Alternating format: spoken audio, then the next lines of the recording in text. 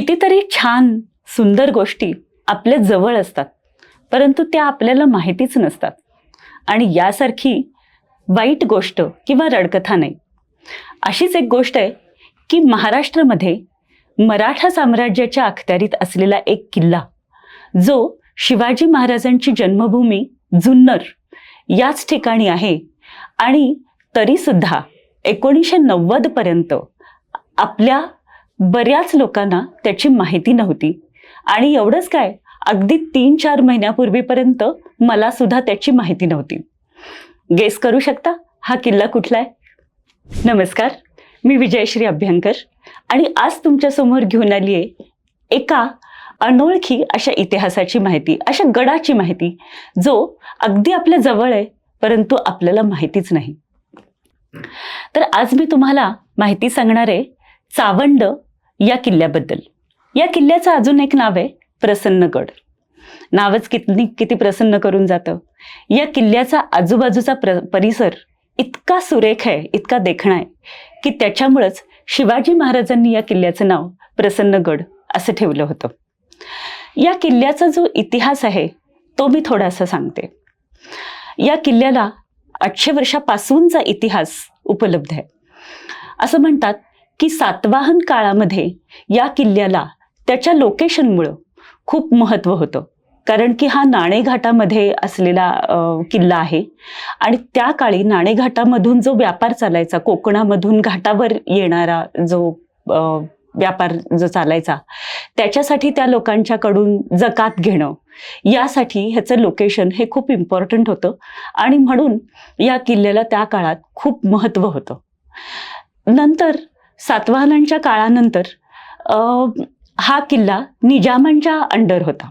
म्हणजे 1584च्या काळामध्ये निजाम शहाकडे हा किल्ला होता.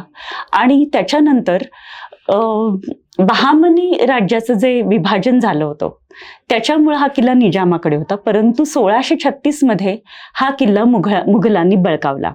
अशा प्रकारे सातवाहनांकडून निजामाकडे, निजामाकडून मुघलांच्याकडे. त्याच्यानंतर जेव्हा मुघलांच्याकडून हा किल्ला मराठ्यांच्या हातात आला, म्हणजे शिवाजी महाराजांच्या राज्यामध्ये आला, त्यावेळी या किल्ल्याचा उपयोग या आजूबाजूच्या ज्या सह्याद्रीच्या रांगा आहेत तिथं लक्ष ठेवण्यासाठी खूप होत होता. आणि ह्याचं लोकेशन त्यासाठी खूप इम्पॉर्टंट होतं. कारण हा किल्ला जुन्नर जवळ आहे, जसं मी आधी सांगितलं. आणि मराठी साम्राज्याच्या अंडर जे किल्ले होते त्याच्यातला हा एक महत्त्वाचा किल्ला होता. त्याचं नाव चावंड असं जरी असलं तरी प्रसन्नगड, आणखीन वेगवेगळ्या नावांनी पण हा किल्ला ओळखला जातो. चावंडवाडी हे त्याचं पायथ्याचं गाव आहे आणि कुकडी नदीच्या काठावर हा किल्ला आहे. तर जुन्नरच्या जवळचे जे 5 महत्त्वाचे किल्ले आहेत त्या 5 किल्ल्यांच्यापैकी हा एक आहे. हे 5 किल्ले कुठले? शिवनेरी, हडसर, जीवधन आणि नाणेघाट आणि हा प्रसन्नगड, असे हे 5 जे महत्त्वाचे किल्ले आहेत त्यामध्ये याचा समावेश आहे. या किल्ल्यावर आत्ता तरी आपल्याला दिसतात त्या काही चांगल्या पायऱ्या आहेत आणि त्याच्यानंतर बराचसा भाग हा चढायला अतिशय अवघड अशा उंच उंच पायऱ्या आहेत. त्याचं कारण असं की जर या किल्ल्याकडे बघितलं तर हा पूर्ण कातळामध्ये कोरलेला असा किल्ला आहे. कारण याच्यावर काही तोफा पूर्वी असाव्यात असा अंदाज आहे इतिहासकारांचा. आत्ता फक्त तिथं वरती गेल्यावर आपल्याला एक छोटी तोफ दिसते. त्याच्यानंतर एक मंदिर दिसतं, जे अदर दॅन चामुंडा देवीचं जे मंदिर आहे त्याच्याशिवाय अजून एक मंदिराचा तुटलेला भाग आपल्याला दिसतो. आणि गणेश दरवाजा आहे, जो मुख्य दरवाजा असतो किल्ल्याचा, तो आहे. आणि सप्तमातृका नावाची 7 तळी आहेत. या सगळ्या गोष्टीवरती गेल्यानंतर आपल्याला कळतं की ह्याला काहीतरी एक इतिहास आहे, काहीतरी एक कारण आहे. तर किल्ल्यांचं जे आर्किटेक्चर असतं त्याच्यामध्ये नॉर्मली काय असतं की मुख्य दरवाजा असतो, असा दरवाजा जो शत्रूला सहजपणे दिसणार नाही किंवा जो तोफांनी उडवला जाणार नाही, अशा प्रकारे जाड भिंती असतात. त्या भिंतीमधून बाहेर लक्ष ठेवण्यासाठी काही होल्स केलेली असतात किंवा मुद्दामून असे ओपनिंग्स ठेवलेले असतात की जिथून तुम्हाला बाण मारता येईल किंवा तोफा उडवता येतील किंवा लक्ष ठेवता येईल, हे असतं. त्याच्यानंतर पाण्याची व्यवस्था असते केलेली, आणि ज्या राज्याच्या अंडर तो किल्ला आहे, ज्याच्या अंतर्गत तो किल्ला आहे, त्या राज्याचं कल्चर आपल्याला तिथं दिसतं. जसं की आपल्याला मराठी राज्याच्या अंडर असेल किंवा हिंदू राज्याच्या अंडर असेल असं म्हणू, तर आपल्याला गणेशपट्टी दिसते दरवाजाच्या वरती. त्याच्यानंतर एखाद्या देवीचं किंवा महादेवाचं मंदिर दिसतं, आणि मग बाकीचा त्यांचा राहण्याचा जो भाग आहे तो सुरू होतो. हेच जर मुस्लिम आर्किटेक्चर असेल तर काही कार्विंग्ज असतात, कमानी असतात, असा भाग असतो. तसं चावंड किल्ल्यावर आपल्याला वरती गेल्यानंतर जे प्रवेशद्वार आहे ते दिसतं. त्याला आता त्यांनी सपोर्ट लावलेला आहे, परंतु काळ्या कातळामधला तो कोरलेला दरवाजा आहे आणि त्याच्यावर आपल्याला गणेशपट्टी दिसते. आतमध्ये गेल्यानंतर आपल्याला मंदिराचे अवशेष दिसतात. त्यामुळे ते वराह आहे का नंदी आहे ह्याच्याबद्दल कन्फ्युजन आहे. समोर ती पिंड आहे का दुसरे कुठले तुटलेलं ते काही भाग आहे, हे ह्याच्याबद्दल सुद्धा कन्फ्युजन आहे. इतिहासकारांना सुद्धा त्याचा अजून विशेष असा काही पुरावा मिळालेला नाही आहे.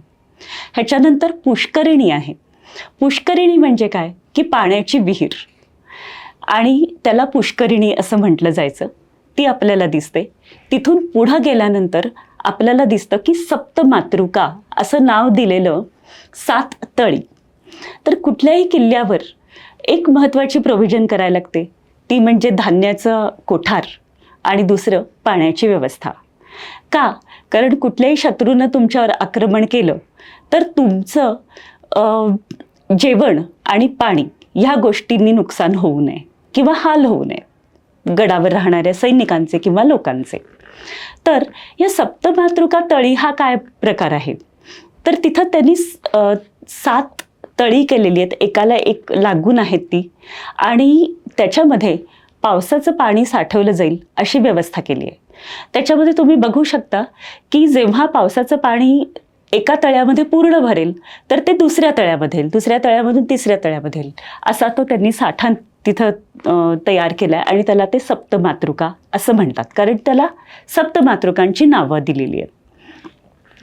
अर्थातच या गडावर हा जो पठाराचा भाग आहे तिथं आपल्याला हे दिसतं, आणि तिथून पुढं आपल्याला चालत जायला लागतं. खूप उंच उंच वाढलेलं गवत आहे.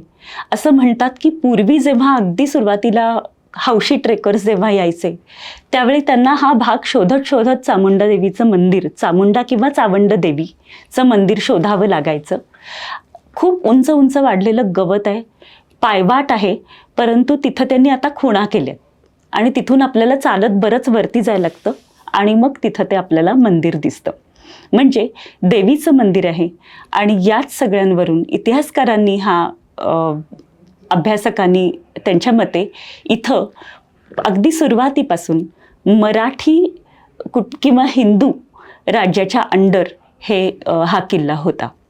मध्यंतरी काही काळात जरी निजामाच्या अंडर असला, निजामाच्या राज्याचा भाग असला, तरी सुद्धा त्या काळात त्याकडे फारसं लक्ष दिलं गेलं नव्हतं. लगेचच तो मुघलांच्याकडे गेला आणि मुघलांच्याकडून तो मराठ्यांनी घेतला. यानंतर या किल्ल्याचा उल्लेख किंवा या किल्ल्याची माहिती खूप कमी लोकांना आहे.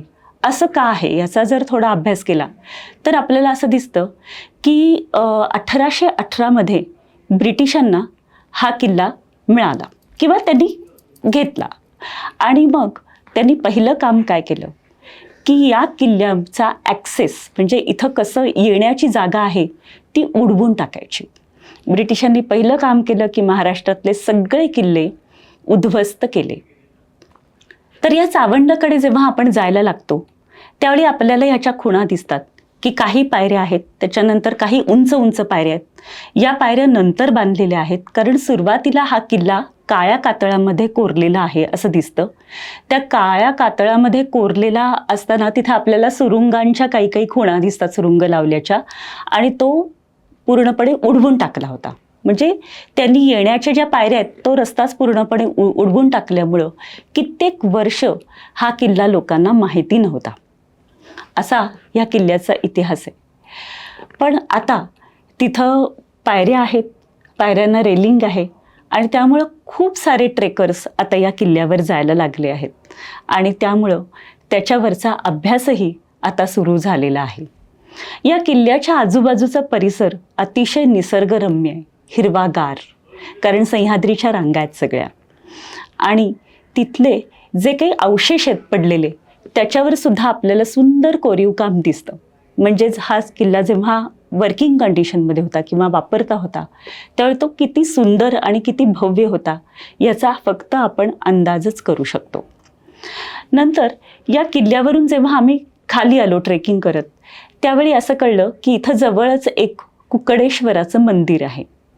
तर कुकडी नदीच्या काठी असलेलं कुकडेश्वराचं मंदिर हे इसवी सन 750 ते 850च्या काळामध्ये बांधले गेलेलं आहे आणि शिलाहार राज्याच्या काळात ते असावं असा लोकांचा अंदाज आहे. तिथं एक ते मंदिर अतिशय सुंदर, त्याच्यावर सुंदर कोरीव काम आहे.